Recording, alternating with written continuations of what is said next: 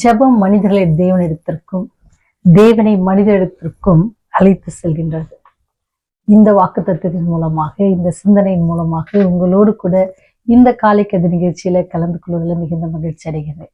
இந்த நாள்ல நமக்கு வருகிற வாக்குத்தத்தின் செய்தி எங்க இருந்து அப்படின்னு சொன்னா 1 யோவான் 3:18 என்ன சொல்லுகிறது அப்படின்னு சொன்னீங்கன்னா, என் பிள்ளைகளே, வசனத்தினாலும் நாவினாலும் அல்ல, கிரியினாலும் உண்மையினாலும் அன்பு கூற கடவோம் அப்படின்ட்டு சொல்லப்பட்டிருக்குது.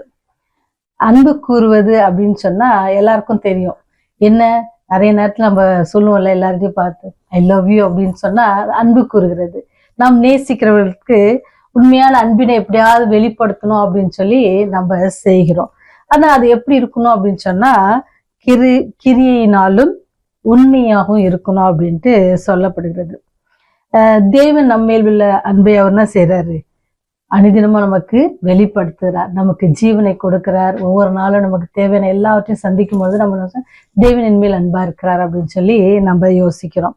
அது மாத்திரம் இல்லாதபடிக்கு நீங்க பாத்தீங்கன்னா வேதாகமத்துல கூட ஒரு பெண்மணி என்ன செய்வான்னு சொன்னா, ஏறப்பட்ட தைலத்தை ஆண்டவருடைய தரிசின் மேல அவருடைய பாதத்துல ஊற்றுவா. ஏன்னு சொன்னா அவ ஆண்டவர் மேல் வைத்த அன்பை அவள் வெளிப்படுத்துவா.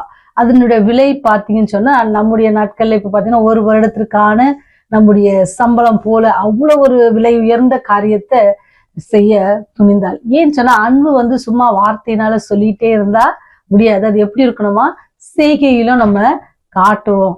அப்படிதானே நம்ம ஃப்ரெண்டு கிட்ட நம்ம ஒரு அன்பா இருக்கிறோம்னு சொன்னா அவங்களுக்கு ஒரு பிறந்தநாள் வரும்போது அவங்களுக்கு தான் கிஃப்ட் கொடுப்போம். சில நேரம் அவங்க சோகமா இருந்தாங்கன்னு சொன்னா அவங்க கூடயே போய் உட்காந்து என்னாச்சு ஏதாச்சும் அப்படின்னு கேட்போம். இதெல்லாம் என்னன்னா நம்முடைய அன்பை வெளிப்படுத்துது. சில நேரத்துல நம்ம என்ன செய்வோம், நம்மகிட்ட நல்லா பேசணுங்க, நம்மகிட்ட பேசாம போயிட்டாங்கன்னு சொன்னா உடனே நமக்கு ரொம்ப வருத்தமா போயிடும். நீங்க நினைச்சு பாருங்க, ஏன்னு சொன்னா நம்ம அந்த அன்பை என்ன செய்யறோம், விலை உயர்ந்ததாக யோசிக்கிறோம். அதே போலத்தான் வேதாகமத்துல பார்த்தீங்கன்னா நிறைய பேரு அவங்களுடைய காரியங்களை அற்பமாக என்ன செஞ்சாங்க, ஆண்டோடைய அன்பை பெரிதாக இருந்தாங்க. நீங்க மோசே எடுத்துக்கிட்டீங்கன்னு பாத்தீங்கன்னு சொன்னா அவர் ராஜ குலத்துல இருக்கிறாரு, அவர் ராஜ அரண்மனையில இருக்கிறாரு. அவர் என்ன செய்யறாரு, அடுத்த ராஜாவாவதற்கு என்ன செய்யறாங்க, அவரை அழைக்கிறாங்க. ஆனா அது அவர் பெரிதாக என்னல. ஏன்னு சொன்னா அவர் ஆண்டவர் மேல் வைத்த அன்பு நிமித்தமாக ஆண்டுடைய பிள்ளைகள் கஷ்டப்படுறாங்க அப்படின்னு நினைச்சு அவர் என்ன செஞ்சாரு, எல்லாத்தையும் அற்பமாக எண்ணிட்டு என்ன செஞ்சாரு, இந்த ராஜ்யத்தை கூட அவர் விட்டுட்டு அவர் போயிட்டாரு. அவர் நினைச்சிருந்தா அந்த ராஜ்யத்துல சுகபோகமா அவர் வாழ்ந்திருக்கலாம்ல. அடுத்த ராஜாவின் பிள்ளை இருந்த போதிலும் கூட இவருக்கு அந்த தருணம் கிடைச்சப்ப கூட அது அவர் பெரிதாக இல்லை. ஏன்னு சொன்னா அவங்க எல்லாம் என்ன செஞ்சாங்கன்னா ஆண்டவர் மேல் வைத்த அன்பை அவங்க வெளிக்காட்டினாங்க. அது கிரியைகள்னால அவங்க செய்து காட்டினாங்கன்னு பாத்தீங்கன்னா ராஜா அரண்மனையில இருந்த நெகேமியா அவர் அழகா ராஜாக்கு உதவி செஞ்சுட்டு அவருடைய காரியங்கள் நல்ல சிறப்பா இருந்திருக்கும்ல. அவர் எந்த கஷ்டப்பட தேவையில்ல, அவர் எதுக்காக வருத்தப்பட தேவையில்ல, அவர் தன்னையே நினைச்ச காரியங்கள் அவரு நல்லா போயிட்டு இருக்கலாம். ஆனா அவங்க எல்லாம் என்ன செஞ்சாங்கன்னா ஆண்டவர் மேல அன்பு வைத்தது கிரியினால காட்டுவது நிமித்தமாக என்ன செஞ்சுச்சு அப்படின்னு சொன்னா அவங்களுடைய வாழ்க்கையெல்லாம் அவங்க பெரிய காரியங்களை அவங்க இழக்க வேண்டியிருந்ததாக காணப்படுகிறோம். இது மாத்திரம் இல்ல, நீங்க பாத்தீங்கன்னா இது நான் பழைய ஏற்பாட்டுல சொன்னேன், புதிய ஏற்பாட்டுல பாத்தீங்கன்னு சொன்னா பவுல் அப்போஸ்தலன்னு நீங்க நினைச்சு பாருங்களேன்.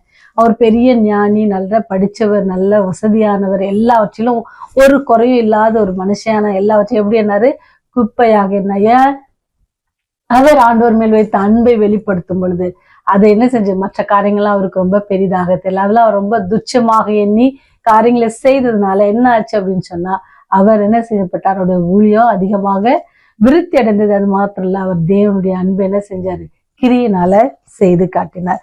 அது மாத்திரம் இல்லபடி என்ன ஆகுது அப்படின்னு பாத்தீங்கன்னா நம்ம கிரியினால செய்யும் பொழுது நம்ம என்ன செய்யணும், ஆண்டவர் நம்ம எவ்வளவு நேசிக்கிறோம் அப்படின்றது காட்டுறதுக்கு.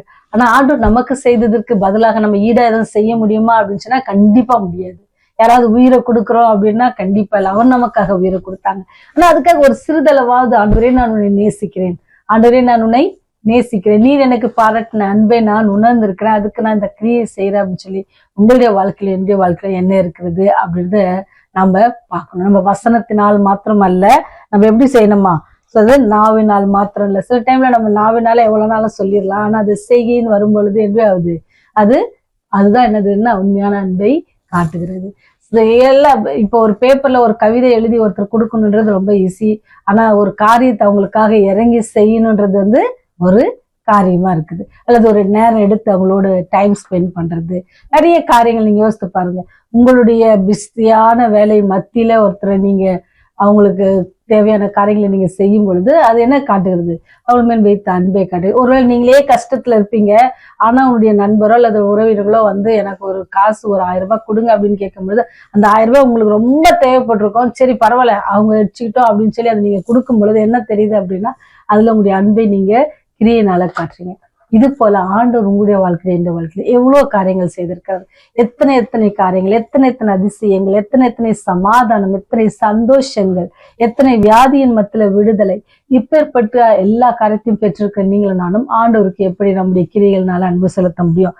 ஏன்னா அவர் காட்டிட்டார். அவருடைய அன்பை எப்படி காட்டிட்டாங்க? கிரியினால அந்த கல்வாரி சிலுவையில காட்டிட்டாங்க.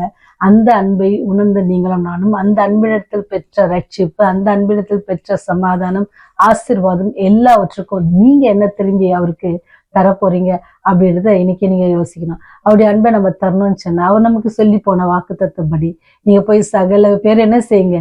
சீஷராக்குங்க. எப்படி? அவருடைய நாமத்தை நிமித்தம் அவருடைய அன்பை மற்றவர்களுக்கும் சொல்லுங்க. நீங்க பெற்ற ஆசீர்வாதத்தை என்ன செய்யுங்க? உங்களோட வச்சுக்காதீங்க, மற்றவங்களுக்கு என்ன செய்யுங்க? சொல்லுங்க. அப்படி சொல்லும் பொழுது நீங்கள் தேவன் மேல் வைத்த அன்பை என்ன செய்யலாம்? நம்ம கிரியையினால செய்து காட்டலாம். அது மாத்திரம் இல்ல, அவனு வேற என்ன சொல்லியிருக்கிறாரு? அவருடைய சிலுவையை நம்ம எடுத்து அவருக்கு பின்னாக செல்ல வேண்டும் அப்படின்னு சொல்லியிருக்கிறாரு. அதையும் நம்ம செய்யணும். அப்புறம் என்ன செஞ்சிருக்கிறாரு? ஒருவர் நேசிங்கள் அப்படின்னு சொல்லியிருக்காரு. அதையும் நம்ம செய்யணும். நிறைய காரியங்கள் நம்ம நினைச்சுக்கிறோம் இந்த உலகத்துல எல்லா காரியத்தையும் நம்மளால செய்ய முடியாது. ஆண்டவர் எல்லாவற்றையும் நம்மளால செய்ய முடியும்னு சொல்றதுக்காக தான் அந்த காரியங்களை நமக்கு சொல்லி கொடுத்து போயிருக்கிறாங்க. அவர் செய்தபடி நாமும் எப்படி வேதத்தில் உள்ள தேவ பிள்ளைகள்லாம் ஆண்டவருடைய அன்பை உணர்ந்து காரியங்களை செய்தார்களோ, அதே போல நீங்களும் நானும் கடவுளுக்காக ஏதாவது தியாகம் செய்து எதையாவது காரியங்கள் ஆண்டவருக்காக நம்ம செய்வோம். தனக்காக வாழ்கிறவன் வந்து என்ன செய்ய மாட்டான்? வாழ்க்கையை தனக்காக வாழ்கிறவனுடைய வாழ்க்கை என்ன இருக்காது? ரொம்ப அர்த்தமுள்ளதாக இருக்காது. ஆனா பிறருக்காக வாழ்கிற வாழ்க்கை என்னன்னா ஒரு அர்த்தமுள்ளதாக இருக்கும். எப்படி இயேசு உங்களுக்காகவும் எனக்காகவும் தன்னுடைய ஜீவனை கொடுத்து வாழ்ந்தாரோ, அதே போல நமக்கு ஜீவன் கொடுத்ததற்காக நாம் என்ன செய்வோம் அப்படின்னு சொல்லி இன்னைக்கு யோசிப்போமா? ஜெபம் செய்வோம். கிருபையும் இரக்கம் நிறைந்த தகப்பனே, இந்த நாளிலும் கூட உண்மை நோக்கி அப்பா பிதாவென்று அழைக்கும்படியான பெரிய ஸ்லாக்கியத்தை எங்களுக்கு கொடுத்ததுக்காக நன்றி செலுத்துகிறோம். இந்த புதிய நாளிலும் கூட ஆண்டவரே, நாங்கள் கற்றுக்கொண்ட பாடத்திற்காக நன்றி ஆண்டவரே. நாங்கள் மேல் வைத்திருக்கிற அன்பை கிரிகளில் காட்ட எங்களுக்கு உதவி செய்யுங்க. எங்களுடைய கிரிகள் பிரியமுள்ளதாக இருக்க நீங்களுக்கு கிருபை செய்யுங்க சுவாமி. நாங்கள் பாவிகள் கர்த்தாவே, எங்களுடைய பாவங்கள், குற்றங்கள், குறைகள் எல்லாவற்றையும் மன்னித்தள்ளுங்க தகப்பனே. இந்த செய்தியை கேட்கிற ஒவ்வொரு பிள்ளைகளையும் நீங்க ஆசீர்வதிங்க. அவருடைய தேவைகளை சந்தித்தள்ளுங்க. அவங்களுக்கு சமாதானத்தை கட்டளையிடுங்க. ஒருவேளை வியாதியா இருப்பாங்கன்னு சொன்னா அவங்களுக்கு விடுதலையை கட்டளையிடுங்க தகப்பனே. பிள்ளையுடைய திருமணத்துக்காக வேதனையோடு கண்ணீரோடு காத்து கொண்டிருக்க பிள்ளைகளுக்காக செபிக்கிறோம் கர்த்தாவே. அவளோடு கூட அப்படியே கிருபை இருந்து வழிநடத்த வேண்டுமா கெஞ்சி மன்றாடுகிறோம். தேர்வு எழுதியிருக்கிற பிள்ளைகளுக்காக ஜெபிக்கிறோம். நல்ல ரிசல்ட்டுக்காக எதிர்பார்க்கிற கல்லூரி மாணவர்களுக்காக ஜெபிக்கிறோம் கர்த்தாவே. அவருடைய நல்ல மதிப்பெண்களோடு வெற்றி பெற்று அடுத்த பகுதி அவர்கள் கடந்து செல்ல நீங்க கிருபை செய்யுங்க தகப்பனே. எல்லாவற்றுக்கும் மேலாக உங்களுடைய அன்பை புரிந்து கொள்ள கிருபை செய்யுங்க ராஜா. நாங்கள் உங்களுடைய அன்பை வெளிப்படுத்துற பிள்ளைகளாக இருக்கு எங்களுக்கு உதவி செய்யுங்க. அதற்கான பலம், தேவ ஞானம் எங்களுக்கு நீ தர வேண்டுமா கெஞ்சி மணர்க்கும். எங்களுடைய பாவங்களை மன்னித்து உடைய ராஜ்யத்துல எங்களை ஏற்றுக்கொள்ள வேண்டுமா? உடைய பரிசுத்த நாமத்து நிமித்தம் இயேசுவின் புண்ணிய நாமத்துல தாழ்மையோடு எடுத்துக்கொள்கிறோம் ஜீவனுள்ள பரலோக பிதாவே. ஆமென். ஆமென்.